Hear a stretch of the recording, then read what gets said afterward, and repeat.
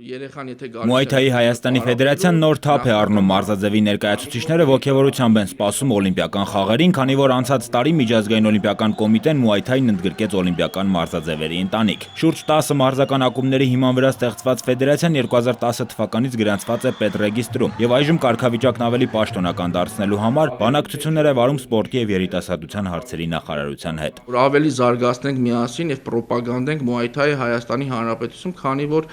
դա շատ կարևոր է եւ արդեն իսկ օլիմպիական մարզաձև է եւ արդեն իսկ սկսված են փաստաթղթային գործընթացները։ Մուայ Թայով Հայաստանում զբաղվում է մոտ 400 մարզիկ, ֆեդերացիան մարզական ակումբներ ունի Արմավիրում, Գեղարքունիքում եւ Երևանում։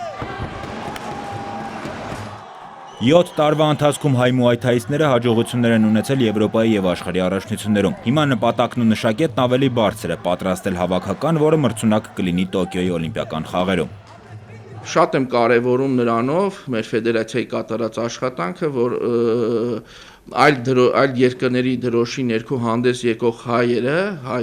ծագումով հայերը պատրաստակամություն են հայտնել, որ հանդես գան մեր Հայաստանի հավաքականում։ Սակայն նախքան Տոկիո 2020-ի մասին մտածելը Մուայ Թայի Հայաստանի Ֆեդերացիան կարևոր է համարում աշխարհի առաջիկա առաջնությունը։ Մարտի 15-ից 30-ը 3 մարզիկներ մեկնելու են Թայլանդ ուսումնամարզական հավաքի, իսկ օլիմպիական հավաքականի անդամներն ու թեկնածուները հայտնի կդառնան ապրիլին կայանալիք Հայաստանի տարբեր տարիքային առաջնություններից հետո։ Գրիգոր Ավետիսյան, ժամը լրատվական։